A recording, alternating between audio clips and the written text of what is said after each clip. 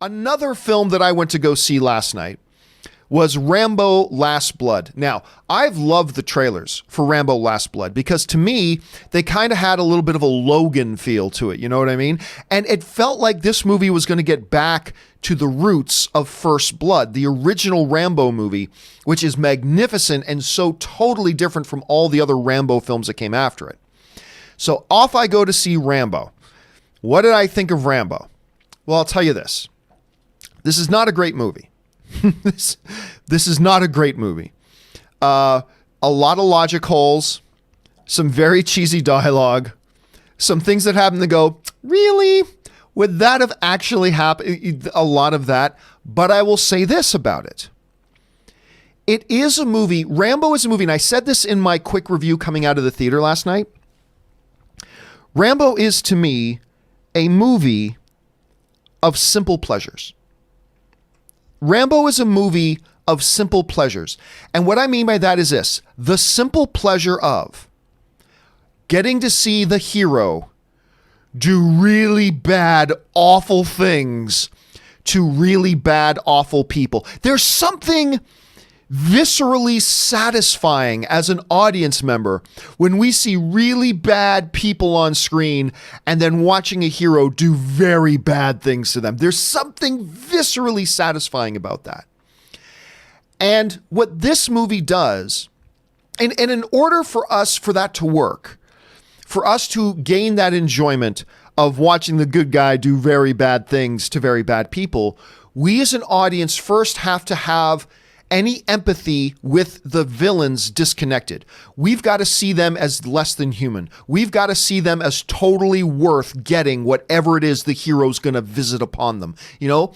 And in John Wick, for example, the first John Wick film, they had to do that in John Wick as well, because John Wick was going to be a movie about him murdering a lot of people, and they had to convince the audience that everything John Wick's about to do to the bad guys got coming. So what did they do? They killed the puppy. They spent the first act of the movie just showing the audience, these guys deserve everything John Wick's going to give them later, folks. And sure enough, when John Wick starts killing everybody in the audience is like, yeah, you puppy killer. Well, the same kind of principle, and Rambo Last Blood is not as good as John Wick, but the same principle applies here. They spend the first couple of acts of the movie really making us hate the bad guys, just like they do in John Wick. They made us really, really hate the bad guys. And by setting that up, when we get to the third act of the film, that is all John J. Rambo visiting unbelievable grief and pain and suffering upon those bad guys.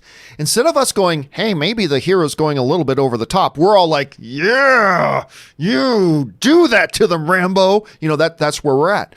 So it's much like John Wick in that way.